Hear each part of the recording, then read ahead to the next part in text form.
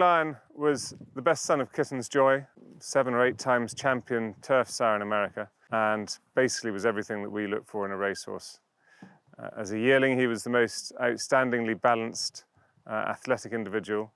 And then as every day went on, he became stronger and stronger and faster and faster.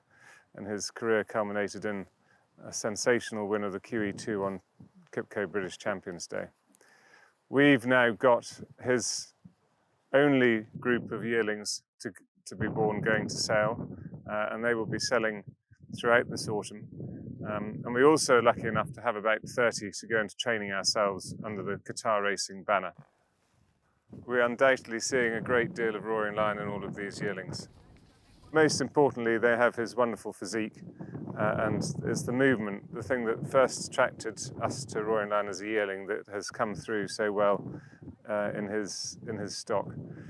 Roaring Lion was particularly versatile. He could handle anything. I think it's fair to say we all agreed that he preferred quicker ground, which is quite typical of the American breed.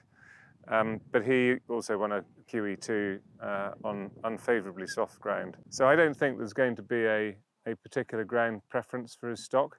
I'm pretty optimistic that as a champion miler, he's a stallion whose stock will end up winning over all range of distances.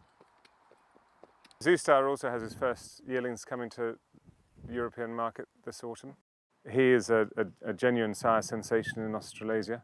He's the most exciting young stallion down there and has had unprecedented success, having been the champion first season sire, second season sire, champion third season sire and fourth season sire. And whilst this is his first crop to race in the Northern Hemisphere next year, he's already, from his first crop in Australia, sired 3 Group 1 winners and 2 champions, including a champion in Singapore.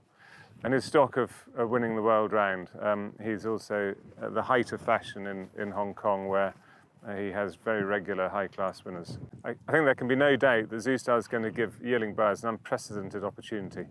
In Australia at the moment, he's had $7 million yearlings sell at the recent yearling sales.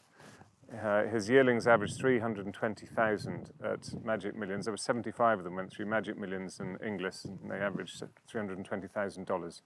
So that's sort of 170 sterling, which is right up there with the very best stallions in the world average. And yet he only covered at £25,000 up here until he can prove himself here. And it's the closest thing breeders and trainers and agents can get to an open goal. Being able to use a stallion at that figure is giving breeders a huge opportunity, but it also gives yearling buyers an even bigger one, because it means they're going to the sales without crazy reserves.